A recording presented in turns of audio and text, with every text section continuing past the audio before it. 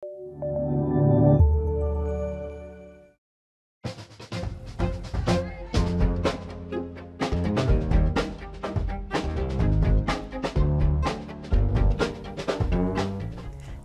on KQED Newsroom, the winter snowpack is melting into streams and rivers that are now threatening to flood communities.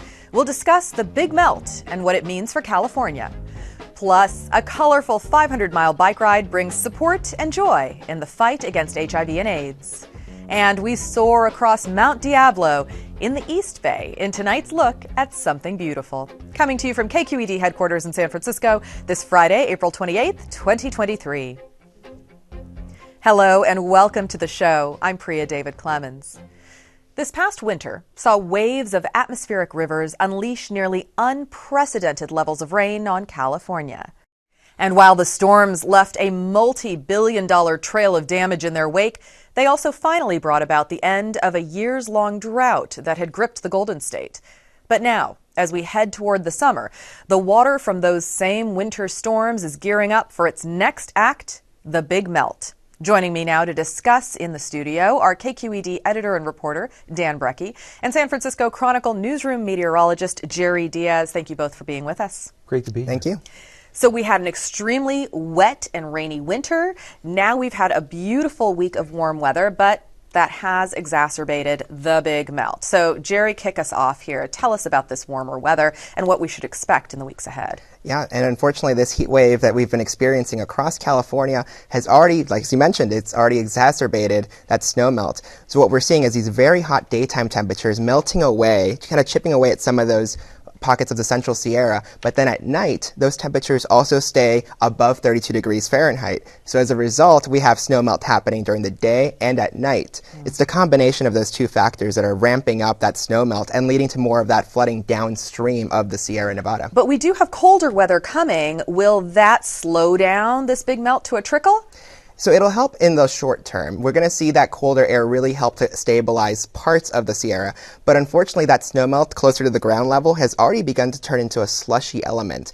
So with even despite the fact that we're getting that colder air moving in, the top layer of the snowpack will be fine. But that lower layer that's already started melting away, that could create some issues where we might still see some localized flooding even after this big warm up that we're expecting this weekend. And Dan, where are we looking in the state as the areas that are facing the most trouble from all of this extra water? Well, it's generally the lower half of the Central Valley. So the San Joaquin Valley, the Tulare Basin, and then where the Kern River comes down from the mountains into the Bakersfield area. So that whole area is facing some degree of flood concern.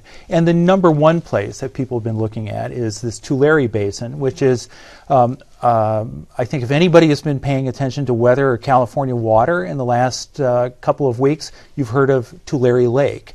And this is an ancient lake that we drained in the late 19th and early 20th century. And there's really nowhere for the water coming down from the mountains to go. I mean, there are some reservoirs there. They're not very big. They're not big enough to contain the flood that'll be coming down from the mountains based on the factors that Gerry was mentioning. And so the water is gathering in the lake basin around this town of Corcoran and neighboring communities. And Dan, you went there recently to see Tulare Lake that has reappeared. You saw it with your own eyes. What was it like? Well, you know, this is a historic event, right? I mean, this hasn't happened for 40 years where there's been so much water coming out of the mountains that the lake has sort of reestablished itself in its former footprint, or in this case, really a small part of its former footprint. And so, I mean, literally, and maybe it wouldn't be too surprising to people, but you may be driving down a country road and then see off in the distance that is that a mirage or is that water? And then you will hit an expanse of open water that just goes as far as you can see. There was one point when we looked across, you could see the outlines of the Coast Range on the other side of the valley there. You could see those mountains, and it looked like the water was going all the way to the foot of those mountains. It wasn't. But it's 100 plus miles. It's right 100 now. Square miles at least, and likely to grow. Mm. And what are the issues that you're seeing there in the farming communities? Well, the biggest degree of concern has been expressed for this town of Corcoran. It's a town of about 25,000 in Kings County. It's been long known as a capital of farming in that part of the state. It's that former lake bed is very rich farmland. There's a company called the J.G. Boswell Company that's world famous as a cotton grower. They've moved into some other crops now. There's still a big forest down there, but there are many farms being inundated, but their land is part of that inundation. And there are a couple of state prisons down there with thousands of inmates. And so there's a big effort right now to try to shore up this 15-mile-long levee that protects the town, because as this water continues to come up, and it'll be there for a long time, there's real concerns that there could be some failure that could lead to flooding of the town. And there's also an issue with high-speed rail. It's the darndest thing. You drive through the San Joaquin Valley and you encounter places where there are really significant pieces of infrastructure, say in Fresno, where there are viaducts that have already been built for the future train line. And right outside of Corcoran, as you head outside of town, there's a place on Highway 43, if anybody's going to go down and see it, there's a place where this viaduct is being built across the Tule River. And so, yes, our past, present, and future are all implicated in this thing. Gerry, there are some people who would like to see the lake become permanent. And there was a quote this week from Shanna Powers, who's the cultural director and tribal historic preservation officer for the Tacky-Yokat Santa Rosa Rancheria.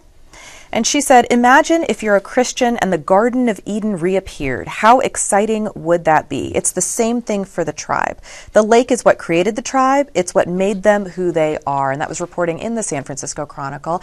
There's this desire for some who say, this lake was part of our history for thousands of years, and we want it to stick around and be that source of life that it was for so long. Is there any possibility of this lake becoming permanent? And from a climate perspective, it really just goes to show how long this lake existed well before the European settlers arrived. Really, it wasn't until the 1850s that we started to see the drainage at the speed that we saw it. And so going into the end of the 20th century, rather, and into the early part of the 21st century, it almost feels like we haven't really discussed just how much this lake has had an impact on the history of California, especially for those indigenous communities. To see it come back, especially for the first time, as Dan mentioned, in 40 years, it makes you wonder, does this lake belong, should we allow the lake essentially to flow in its natural state? Because a lot of these rivers, creeks, and streams from the Sierra naturally flow down to that basin. And so the question really is, will we see Tulare Lake come back as we see more of these extremes? Again, it goes back to that earlier conversation about the weather whiplash. Very dry conditions for several years followed by one very wet winter. With these climate extremes, we'll likely see Tulare Lake come back in waves, but should we keep it there permanently? That's a question for a lot of residents in the area, and it will be a bit of a challenge for both the indigenous communities and also for the local agricultural producers that are there. This is going to be a source of fresh water, which has been an issue in the state. Tell us about what we're expecting for the year and years ahead as we are facing these weather whiplashes and these extremes. We're in an El Nino year. Right. And not only that, but we're entering an El Nino year to the state that we haven't seen in quite some time. Weather models are hinting that this will be a very strong El Nino event, sometimes referred to as a Super Nino. Currently, there's about a 41% chance that we'll see it reach those levels, so it's still up for debate, but at least... What does that mean if we have a Super Nino? Sure. Superboy. The Superboy, right? The Super Nino, picture El Nino conditions, very warm waters off the eastern Pacific, and then very cold waters in the western Pacific. We're going to see that what we call a dipole effect really amplify with a Super Nino scenario. So we would see much warmer air move into California, which would then lead to more warm, moist air rolling in. Will that impact our winter? That's still left to be determined, because on top of that, we're also seeing other factors play in. We got to remember that it's 2023 and we're dealing with other climate change factors that make the certainty of El Nino a little less than certain for us. So whether or not the Super Nino will actually create more of those wet patterns for the winter season is still up for debate. But at least for the short term, especially for the summer months, that extra warm air could potentially lead to more of those prolonged heat waves, similar to what we just had, or actually some of us are still experiencing right now. One of the benefits of getting all of this water is that the ground will hopefully retain some of it. We know that the water in the ground has been depleted over the years, and in years past when the rain has come, because the ground has been so dry, the water has just run off. Is it now sinking in? Are we able to hold on to that groundwater and, sort of restore some of those depleted sources? Common sense would tell you that with so much water flooding the ground, there is water that's working its way into the underground aquifers. That's true. There's an outfit called River Partners, a nonprofit, that has a large floodplain restoration project near the mouth of the Tuolumne River, where it comes down and joins the San Joaquin. Their floodplain has been inundated for weeks, I understand, and that's specifically to allow that floodwater standing on the ground to work its way underground. It takes a while to happen, and there is a lot of conversation about how we have to do a lot more of that, especially in the San Joaquin Valley. There's been a lot more progress in the northern half of the Central Valley, the Sacramento Valley, in doing that. But yes, that's something that people are looking at very carefully. It's important to remember, and to Dan's point, that we've only really seen this one wet winter over the past few years. So even though the top layer of the soils are saturated, everything else below that, the several hundred meters below the top layer, we're still in a state where the water there just hasn't made it there yet. So unfortunately, while we did see a lot of beneficial rains this winter, it's going to take some time for it to all trickle down to those lower layers. All right, Dan, tell us a little bit about the response we're seeing from lawmakers here in the state of California. I know there have been some requests for more funding from Governor Newsom. Yeah, it's very interesting. Right before the storm started rolling in December, there was something called the Central Valley Flood Plan that came out, which is a long-term flood plan that called for tens of billions of dollars of investment in things like floodplain restoration, in preparing communities that might face inundation during more intense future storms. And the response of the state, or of the governor's office especially, because we're facing a pretty serious deficit in this coming year, was to actually cut funding for floodplain restoration. And just this past week, a couple days ago, Vince Fong, an assembly member from Bakersfield, sent a letter with a bipartisan group of legislators asking the governor to restore $100 million in floodplain restoration and add $100 million for emergency relief, because all these communities, and Corcoran is the epicenter right now, but there's smaller ones like historically black town of Allensworth, for instance, that they don't have a lot of money to begin with, and their resources are being stretched very thin right now by this. All right. Well, hard for the government to do right now when we're facing economic headwinds against California and the rest of the global economy. But here in California, we have a budget deficit that we're looking at. So where is that money going to come from? That's a question to always keep in mind. Right. Dan Brekke with KQED, Gerry Díaz with the San Francisco Chronicle. Thank you both for being with us. It's been great to talk. The AIDS LifeCycle kicks off this June, and this year the cyclists will ride from San Francisco to Santa Monica. It's a 7-day, 545-mile bicycle ride. But the event has always been billed as much more than a ride. Here to talk about the ongoing efforts to end the global HIV/AIDS epidemic, we're joined now by AIDS LifeCycle Senior Director Tracy Evans and San Francisco AIDS Foundation CEO Tyler Termeer. Thank you both for joining us. Thanks for having us. So Tracy, let's start with you. This ride has been going on in some form for 30 years nearly. And this year you have about 1,800 riders signed up, 600 roadies. What is it that keeps bringing so many people out? Well, the ride started as really an act of activism, and that spirit continues today. And over these last 29 years has become community. It's become energy. It's become a place where people get to really be themselves the first week of June. And it's just, it's so much joy and magic. It's hard to explain if you haven't been there, but to say it is a magical experience that brings people together. And in fact, after all of these years, we're so excited that this year 52% of the people that are signed up are new. So we continue to bring new people in, and it's because it's a magical week, full of fun, full of love, full of care, and really full of joy is what I'm going to say. And some of the funding will go to support the San Francisco AIDS Foundation. I'm going to call you by the name that you are known as there. You are the CEO of the San Francisco AIDS Foundation, but you're known as Doc T. Yes. So Doc T, tell us about the picture here in California and globally in the fight against HIV/AIDS. Yeah, more than 40 years into the HIV epidemic in the United States, we've made incredible progress in our ability to prevent new infections and to care and treat for those who are living with HIV. Although we do have 1.1 million people who are living with HIV in the United States, about 30,000 newly diagnosed individuals each year, and 150,000 individuals across the U.S. that may be living with HIV each year and unaware of their HIV status. It's really important that folks get connected to organizations like San Francisco AIDS Foundation on their sexual health journey so we can help them live a long life with HIV or prevent HIV in their lifetime.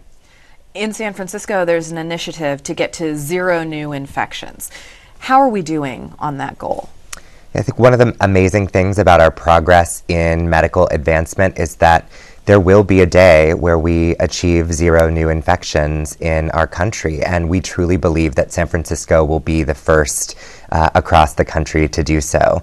We have been seeing a steady decrease in HIV here in the Bay Area for over a decade. Unfortunately, the last few years of the COVID-19 pandemic made medical appointments harder and testing and treatment less available in our communities. For the first time in a decade, we did see a small increase in annual new infections in 2021, which is our most recent data available. And that meant that there was about 160 new infections here in the area. But we have an amazing Getting to Zero San Francisco initiative that's ensuring that testing is available, that prevention modalities like PrEP, the pill that can help prevent HIV infection, are available, and that those who need care, treatment, or referral to social services get it as quickly as they can. Do you have a date by which you're targeting zero new infections? Yeah, the most recent national HIV/AIDS strategy put out and refreshed by the Biden administration has an end of HIV by 2030 if we can meet a series of goals around testing, prevention, and connection to care. Our goal is really to get those who are living with HIV virally suppressed, so taking their medication every day. In today's world, that means they're no longer able to spread the virus. Such a transformation from 40 years ago when this began. All right, Tracy, tell us about the ride itself. Give us an overview of what participants experience along the way. Sure. Well, on June 4th, we'll be rolling out of the Cow Palace, and that morning we will have a beautiful opening ceremony where we honor the people who are not with us and can no longer be with us, and really get everybody's heart and mind connected on this journey that they're about to take. We then take 7 days to get down to LA, and throughout that whole week, there are amazing things that happen. One of my favorite days is on day 3. We ride through this teeny tiny rural town called Bradley. It's on the way, it's near Paso Robles, and that little teeny tiny town years ago asked if, we have traditionally had a lunch stop there, and they asked if they could kind of supplement and do a fundraiser.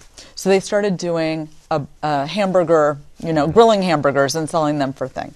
Well, let me tell you about the kids in Bradley. They're little entrepreneurs, and they have built and built and built over the years this fundraiser, which is the rest stop is at their school.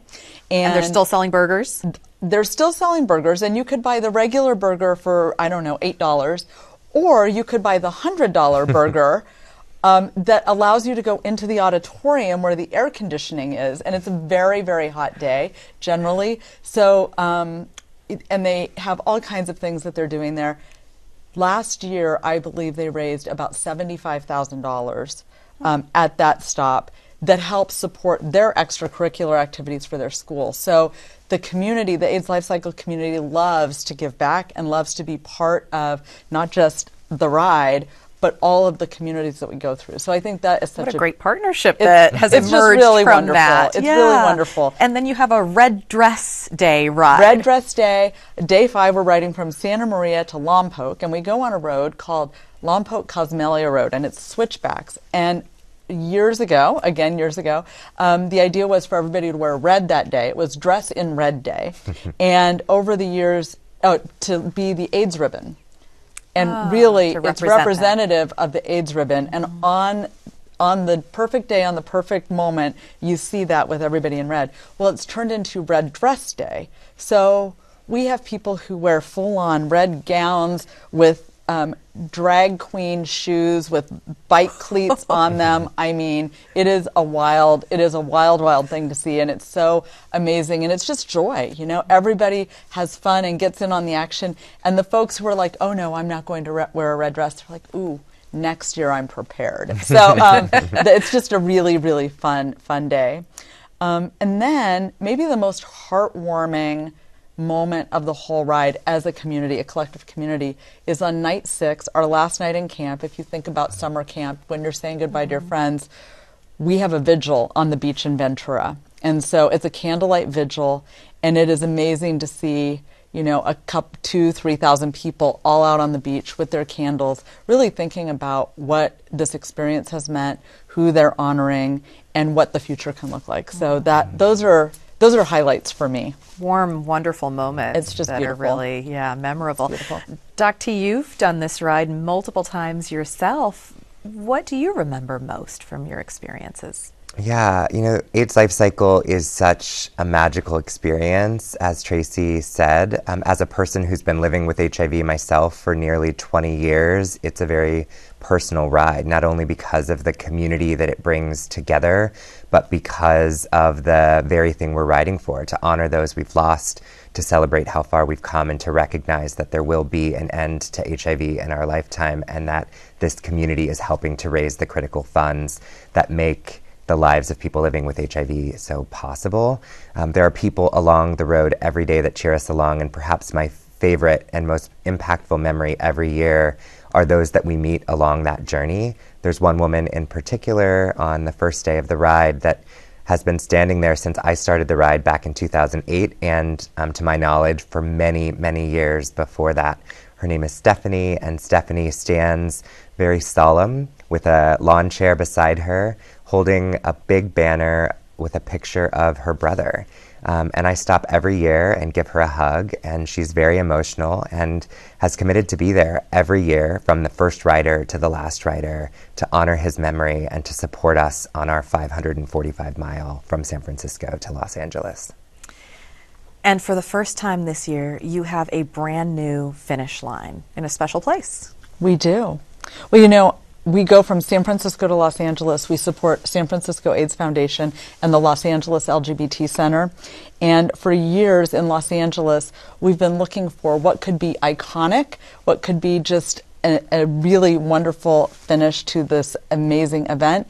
And this year we're ending at the beach in Santa Monica. In fact, just south of the Santa Monica Pier. We're so excited to have a beach party to celebrate our participants, both our cyclists and our roadies who all cross the finish line with their family and friends, and all the people at the beach celebrating and having a great time. We're really looking forward to it, and so excited that we were able to make this change.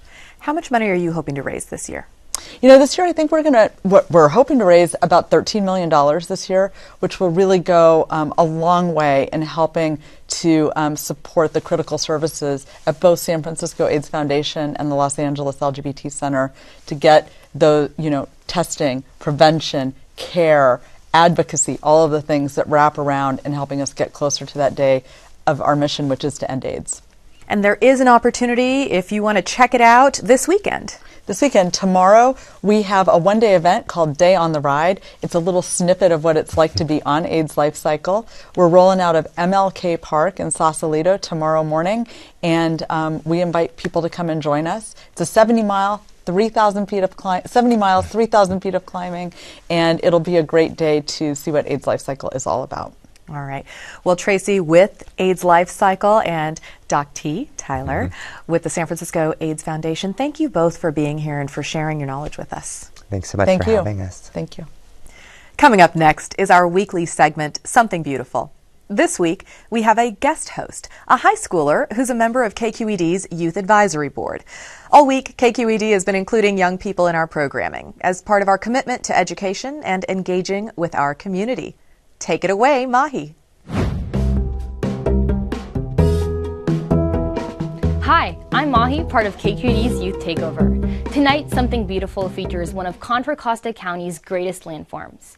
Mount Diablo is visible from most of the Bay Area, and visitors can opt to picnic at the summit or hike through Rock City. Several indigenous tribes, including the Ohlone, Niasan, and Miwok, consider it sacred ground.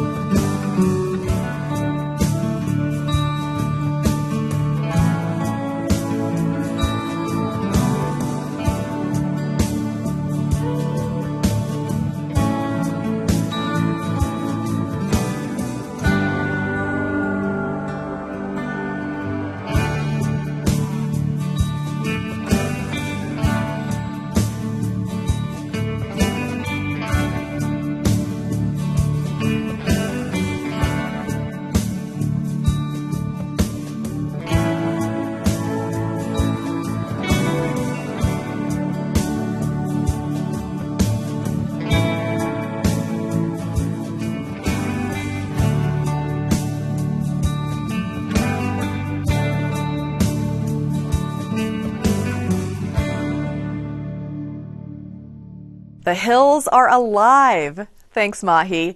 And that's the end of our show for tonight. Join us next week when we sit down with the San Francisco Ballet's new artistic director, Tamara Rojo.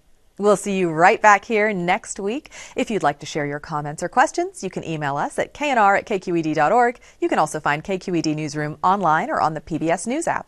And you can reach me on LinkedIn at Priya D. Clemens. Thank you so much for joining us. Have a great weekend.